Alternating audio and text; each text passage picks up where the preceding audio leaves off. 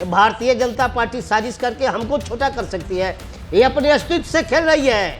खासतौर से मैं बोलना चाहता हूँ, इसका जो वर्तमान का नेतृत्व है इसको समझ में नहीं आ रहा है कि मेरा जमीन जिसमें मैं खड़ा हूँ, इसमें यादव का पिलर बना रहे हैं, कुशवाहा का बना रहे हैं, किसी अन्य जाति का बना रहे हैं, वो जमीन ही खिसकने की तैयारी में है। वो उस जमीन के कलेजे में आग लग चुका है। इनको समझ में नहीं आ रहा है। 4 दिसंबर को पूर्व सांसद हैं, बिहार में कई बार के विधायक रहे हैं और हस्ती वाला चेहरा है, रामा सिंह जी है वैशाली से, उनकी पत्नी भी अभी विधायिका है। और उनको समझ में आ गया कि राजनीति हमने बहुत की, बहुत बार विधायक और सांसद बने, लेकिन अपने समाज को बराबरी का हक हिस्सा दिलाने के लिए हम जिन पार्टियों में रहे वो पार्टियां हमको रोकती रही है। लेकिन उसको समझ में नहीं आ रहा है, यह राष्ट्र को बनाने वाला समाज है, ये देश को बनाने वाला समाज है, ये सनातन का निर्माण करने वाला, उसका संरक्षण और संवर्धन करने वाला समाज है। हम देश में नहीं दुनिया में नीतियों का निर्माण करने वाले लोग हैं। ये भारतीय जनता पार्टी अर्ध समाजवादी और अर्ध राष्ट्रवादी पार्टी है। ये पूरे तौर से राष्ट्रवादी भी नहीं है, ये पूरे तौर से समाजवादी भी नहीं है। ये धोखा दे रही है देश के समाज के लोगों को भी और खासतौर से सोवर्णों को।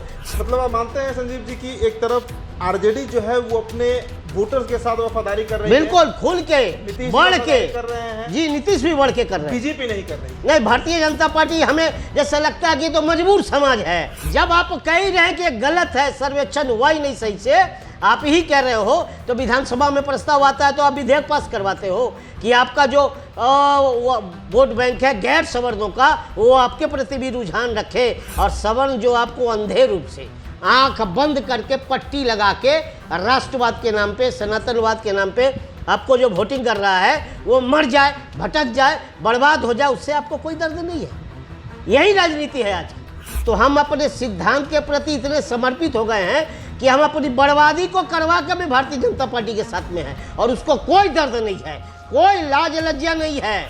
ऐसा छात्रवृत्ति लाओ जो पासवान जी को भी मिले, राम जी को भी मिले, रजक जी को भी मिले, और शर्मा जी, पांडे जी, त्रिवेदी जी, सिंह जी को भी मिले। जो प्रॉब्लम क्या है, तो क्यों नहीं लाते हो? लाते क्यों नहीं हो? तो हम सवर्णों में जो गरीब है, लाचार, बेरोजगार, फटेहाल है, उसके लिए, उसके सामाजिक विकास के लिए बजट देने में, छात्रवृत्ति, छात्रावास, आवासीय विद्यालय देने में, रोजगार, स्वरोजगार की योजना देने में, सवर्ण एक्ट देने में आप पीछे क्यों घूम जाते हो? राजद के खिलाफ है, जदयू के खिलाफ है, वामपंथियों के खिलाफ है, कांग्रेस के खिलाफ है, हम उनसे क्यों आशा रखेंगे? वो तो मेरे खिलाफ ऐसा ही सोच, नीति, योजना बना के चलते हैं, लेकिन जिसको देते हैं उससे तो आशा रखेंगे ना। बिहार का शीतकालीन सत्र यानी विधानसभा का शीतकालीन सत्र समाप्त हो चुका है। ये शीतकालीन सत्र कई मामलों को लेकर चर्चों में बना रहा। सबसे पहले नीतीश कुमार का कई तरह का विवादित बयान, दलित मुख्यमंत्री रहे जीतन राम मांझी का अपमान, महिलाओं के ऊपर अश्लील टिप्पणी करना। लेकिन इन सब बातों के बीच एक अहम मुद्दा है जिस पर शायद उतनी चर्चा नहीं हुई जितनी होनी चाहिए थी। आरक्षण का बिल, आरक्षण का विधेयक जो है वो पास कर लिया गया, पारित करा लिया गया बिना किसी विरोध के। बीजेपी खुला समर्थन की उस बिल का, और सर्वसम्मति से, पूर्ण वोट से, पूर्ण बहुमत से उस बिल को पारित करा लिया गया। मसला यह है कि बिहार में जब सुप्रीम कोर्ट इस बात को कहती है, संविधान का जो बेंच है वो इस बात को कहता है कि 50% से अधिक आरक्षण जो लिमिट है वो नहीं होना चाहिए, तो आखिर बिहार जैसे राज्य में 74% आरक्षण कैसे दिया जाएगा, ये पहला सवाल है। दूसरा मुद्दा कि जिस आरक्षण के मुद्दे को उठाते हुए मंडल वर्सेस कमंडल बीजेपी कभी कर रही थी 1991 में, सरकार चली गई, रिजर्वेशन जब ओबीसी का 27% दिया गया, वो बीजेपी आज आरक्षण के सामने नतमस्तक कैसे है? अब इस पूरे मसले पर हम चर्चा करेंगे। हमारे साथ संजीव सिंह हैं। कई बार आपने इन्हें हमारे चैनल पर देखा होगा, सवर्णों के लिए मुखर तौर से आवाज़ उठाते हैं, और 4 दिसंबर को एक बड़ा सवर्णों का आयोजन करने जा रहे हैं पटना के मिलर ग्राउंड पर। चर्चा की शुरुआत पहले हम उस आरक्षण बिल से करेंगे। सर, सहमति है आप लोगों की? अब तो 25% में सवर्ण जातियाँ जो हैं वो सीमित होने जा रही हैं, और उसमें भी ये कंडीशन रहेगा कि अगर पिछड़ा समाज, अति पिछड़ा, अनुसूचित जाति या जनजाति के बच्चे उसमें कम्पीट कर जा रहे हैं जनरल कोटा में, तो उनको भी सीट मिलेगा।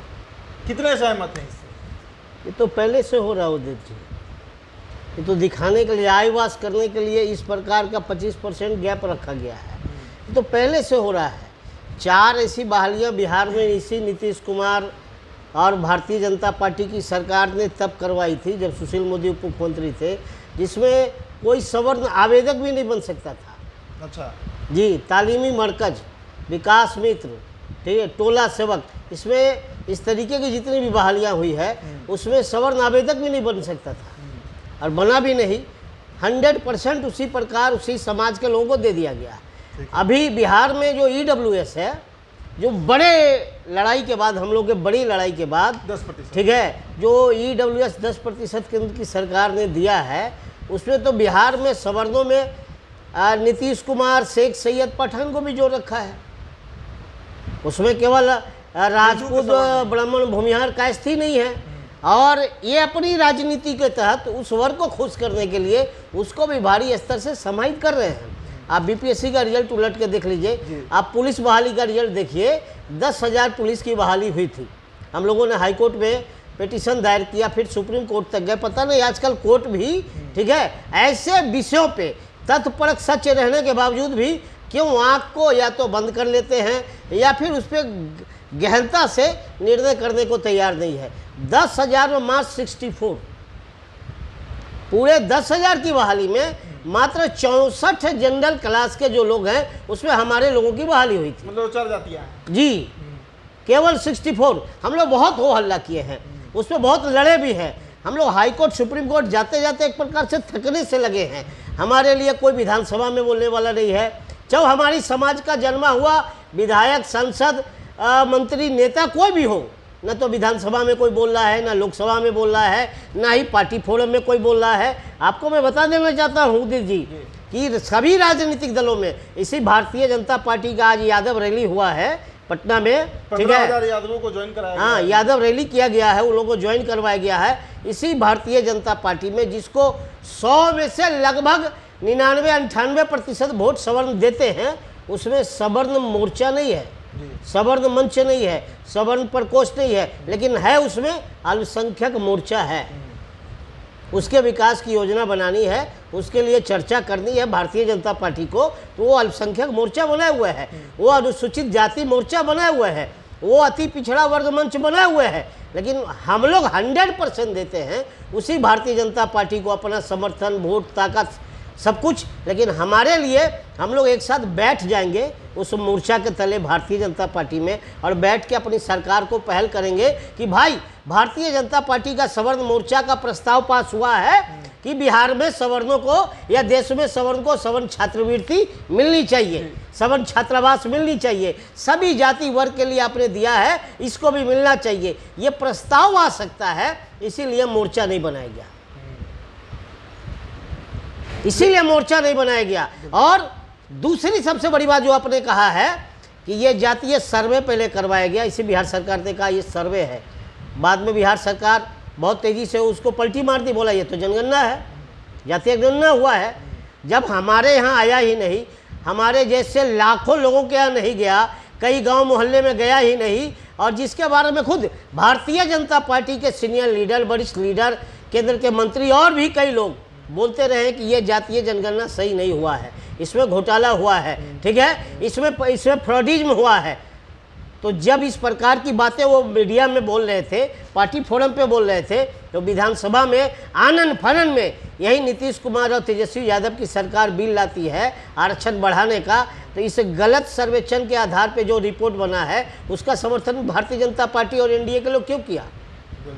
क्यों किया? जब आप कह रहे हैं कि गलत है, सर्वेक्षण हुआ ही नहीं सही से, आप ही कह रहे हो, तो विधानसभा में प्रस्ताव आता है तो आप विधेयक पास करवाते हो कि आपका जो वोट बैंक है गैर सवर्णों का, वो आपके प्रति भी रुझान रखे, और सवर्ण जो आपको अंधे रूप से आंख बंद करके पट्टी लगा के राष्ट्रवाद के नाम पे, सनातनवाद के नाम पे आपको जो वोटिंग कर रहा है वो मर जाए, भटक जाए, बर्बाद हो जाए, उससे आपको कोई दर्द नहीं है।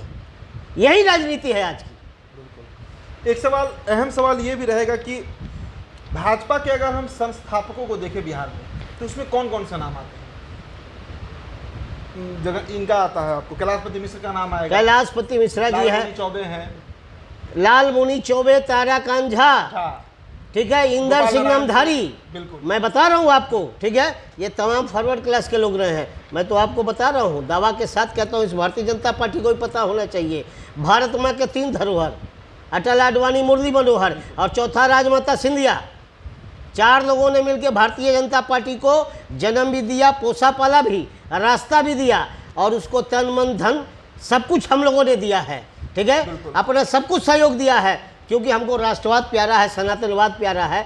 तो हम अपने सिद्धांत के प्रति इतने समर्पित हो गए हैं कि हम अपनी बर्बादी को करवा कर भी भारतीय जनता पार्टी के साथ में हैं, और उसको कोई दर्द नहीं है, कोई लाज लज्जा नहीं है, कोई चिंता नहीं है कि जिस समाज का वोट हमको मिल रहा है वो समाज कभी भी अगर इधर से घर से निकलना शुरू कर दिया, उलट गया, तो हमारी हालात क्या होगी, उसको कोई डर नहीं है, कोई लज्जा नहीं। लेकिन वहाँ बात हो रही है हिंदुत्व इन टोटलिटी की, कि सभी जाति वर्ग के लोग हिंदू हैं, चाहे वो कोयरी हो, कुर्मी हो, ऐठा हो, बैठा हो, या रजक हो, पासवान हो, सभी लोग हिंदू हैं। तो हिंदू में सबको समान अधिकार मिले, बराबर का उनका कंट्रीब्यूशन हो समाज को लेकर, इसके लिए आरक्षण जरूरी है। बीजेपी का यही तर्क रहता है। कमाल का बात है, हम तो कह रहे हैं कि ऐसा कानून बनाओ, पासवान जी से लेके पांडे जी तक को एक समान मिले, ऐसा छात्रवृत्ति लाओ जो पासवान जी को भी मिले, राम जी को भी मिले, रजक जी को भी मिले, और शर्मा जी, पांडे जी, त्रिवेदी जी, सिंह जी को भी मिले।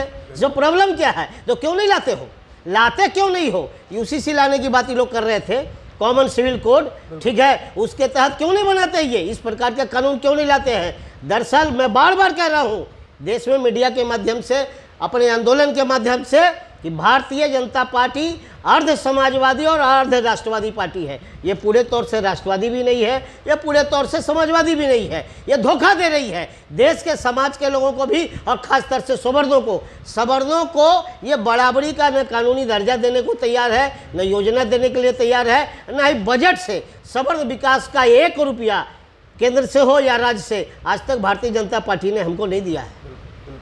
एक अहम सवाल ये भी है, आप बार बार सवर्ण बजट की बात करते हैं, सवर्णों के मोर्चा को लेकर बात करते हैं। 10 साल बीजेपी का अब होने जा रहा है, करीब आज तक किसी भी पटल से, जैसे आज यादव का सम्मेलन हुआ, इसी तरह सम्राट अशोक की जयंती मनाई जाती है, सभी जातियों के जो शीर्ष लोग हैं, जो बड़े लोग हैं, महान लोग हैं, उनकी मनाई जाती है।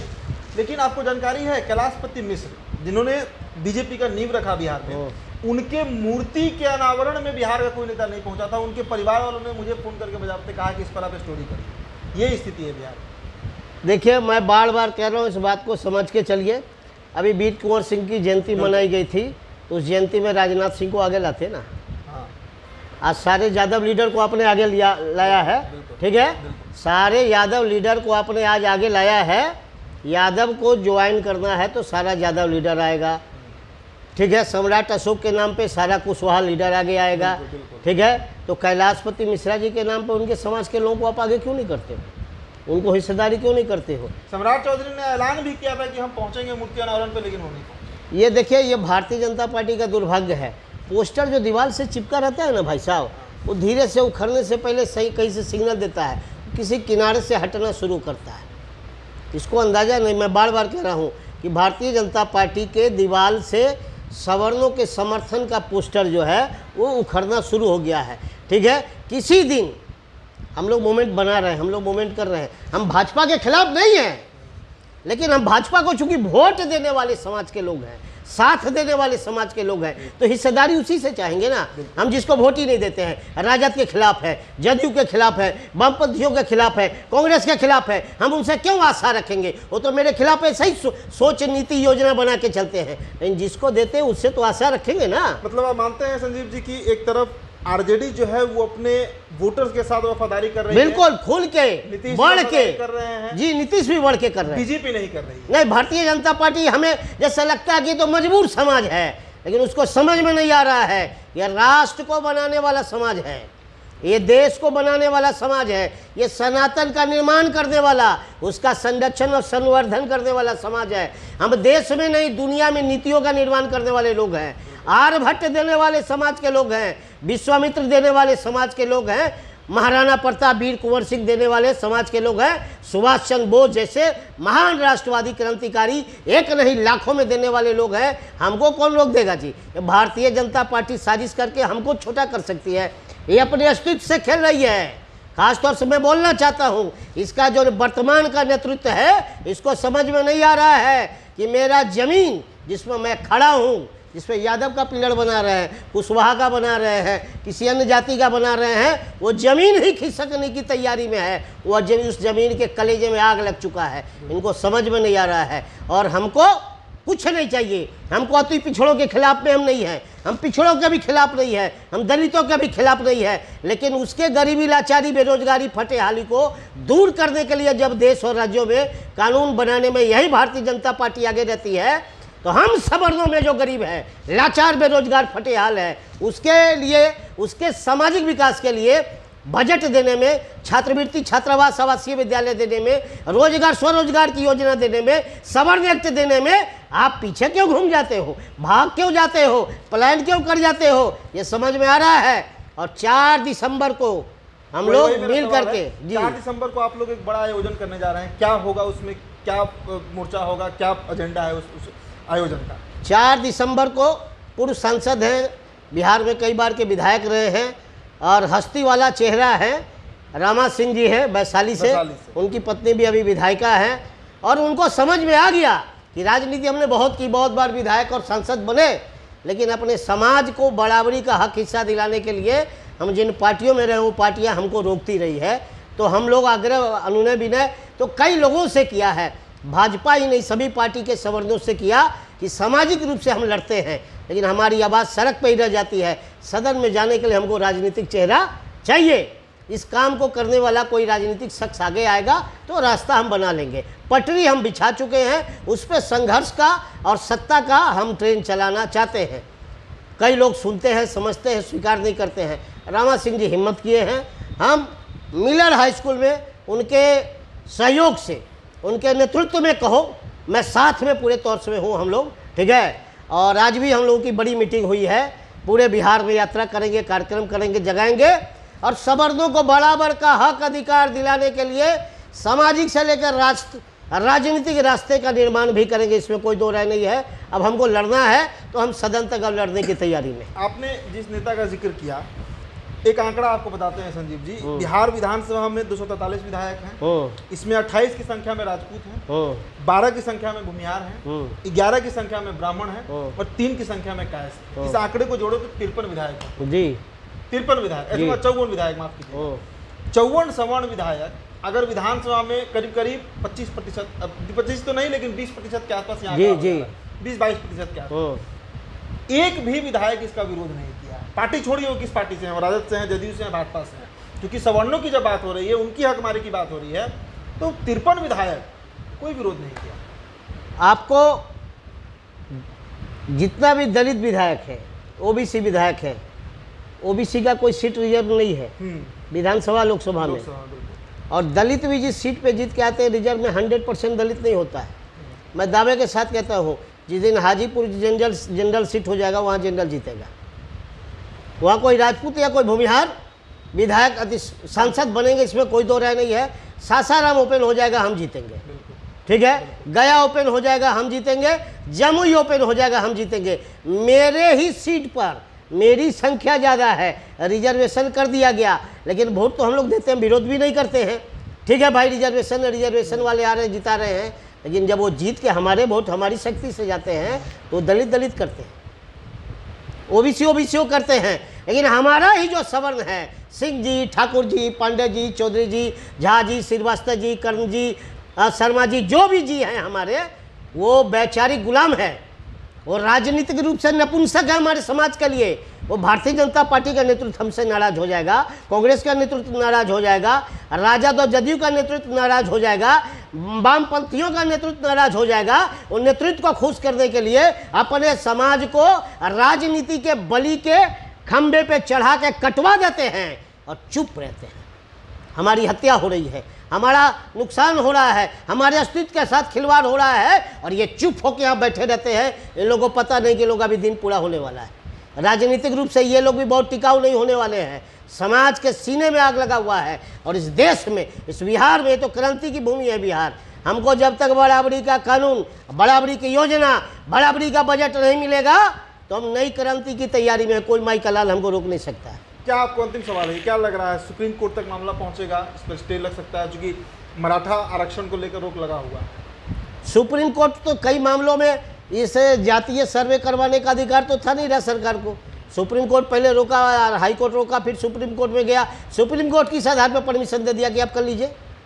और सुप्रीम कोर्ट को तो तुरंत संज्ञान लेना चाहिए कि जब ये विधिवत रूप से सर्वे है, गणना नहीं है, आप इस पर कोई कानूनी कदम नहीं उठा सकते हैं, तो ये तुरंत आरक्षण बढ़ा दिया, तो सुप्रीम कोर्ट संज्ञान क्यों नहीं लिया? और केंद्र की सरकार, जिसका भारतीय जनता पार्टी का नेतृत्व बिहार से लेकर दिल्ली तक कर रहा है कि ये गलत सर्वे है, गलत ये तरीके से ये रिपोर्ट बनाया गया है, तो वो अपने तरीके से अपना जो सॉलिसिटर जनरल है, महाधिवक्ता सुप्रीम कोर्ट में, उसके द्वारा कोई पहलकदमी क्यों नहीं सुप्रीम कोर्ट में करवाया?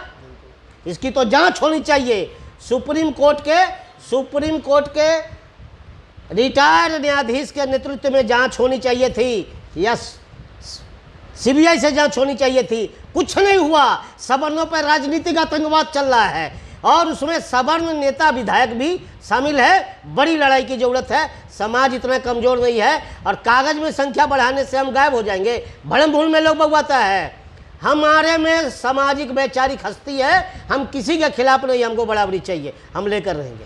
बिल्कुल। देखिए 4 दिसंबर को एक बड़ा कार्यक्रम सवर्ण मोर्चा जो है वो करवा रहा है पटना के मिलर ग्राउंड में, और मूल उसका जो उद्देश्य है, जो आरक्षण वृद्धि हुई है, आरक्षण बढ़ाया गया है, उसके दायरे को बढ़ाया गया, विस्तारित किया गया, करीब 74% के आसपास आरक्षण को कर दिया गया है। इसे लेकर सवर्ण मोर्चा विरोध में खड़ी है। बीजेपी को खुली चेतावनी है कि जिन लोगों ने उस पार्टी को सींचा, उस पार्टी का नींव रखा, उस पार्टी को आज दुनिया की सबसे बड़ी पार्टी बना दी, वो अगर सवर्णों के साथ ऐसा कर रही है तो फिर उसकी ज़मीन खिसक जाएगी। आपका जो राय होगा, जो प्रतिक्रिया होगी इस वीडियो पर, जरूर दीजिएगा। हमारे साथ सवर्ण मोर्चा के राष्ट्रीय अध्यक्ष संजीव सिंह जी जुड़े थे। सर बहुत बहुत शुक्रिया।